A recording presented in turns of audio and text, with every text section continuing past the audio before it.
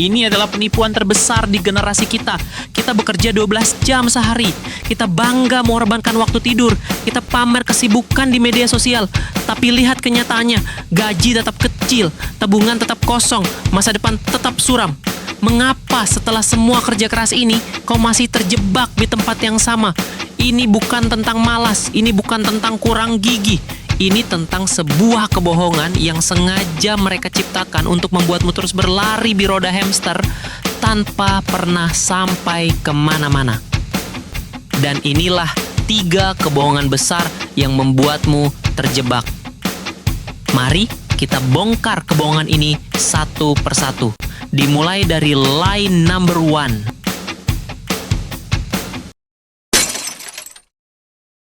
Kebohongan pertama yang mereka tanamkan.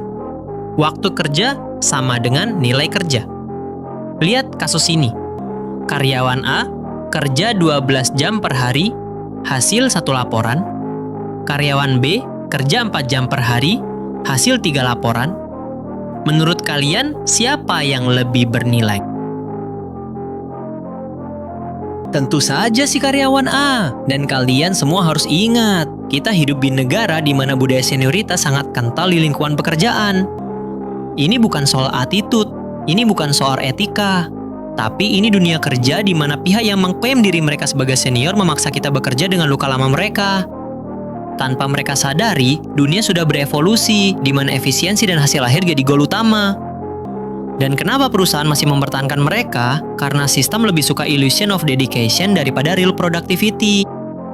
Dan kita telah dikondisikan untuk bangga pulang malam, memamerkan screenshot jam kerja di laptop, menganggap cepat selesai, sama dengan tidak serius bekerja, terjebak dalam budaya buying time.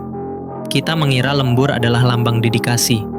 Padahal di mata perusahaan, itu hanya bukti bahwa kau tidak mampu menyelesaikan pekerjaan dalam waktu yang manusiawi.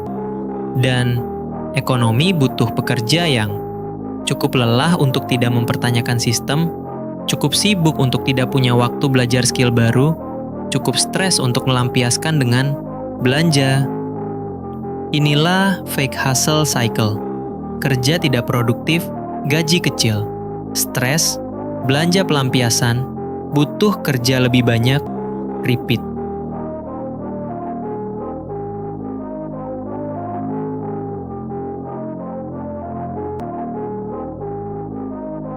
Multitasking sama dengan efisiensi.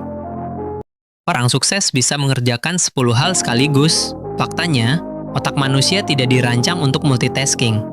Setiap ganti tugas, butuh 23 menit untuk fokus kembali.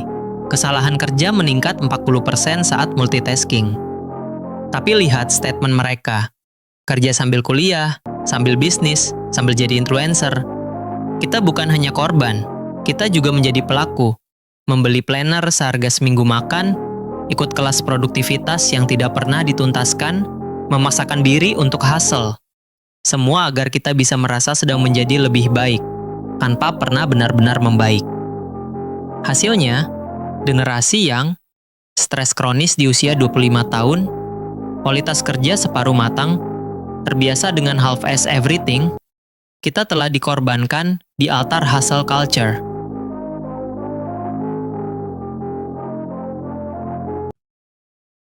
Kalau mau sukses, jangan banyak istirahat. Lihat data nyata. Di Jepang, karoshi culture 2.000 korban satu tahun karena kerja berlebihan. Di Swedia, 6 jam kerja per hari, produktivitas naik 25%. Tapi apa yang diajarkan pada kita? Bangga tidak mengambil cuti. Flexing jarang sakit. Menganggap burnout sebagai lambang keseriusan. Diskusi proyek yang keluar dari konteks di mana argumen pribadi lebih penting dari problem and solve. Dan hasil akhir ditunda minggu depan. Untuk mendapat ujian. Wih, kamu kuat banget ya kerja terus. Padahal di balik itu, gangguan kecemasan, insomnia kronis, hubungan personal yang hancur,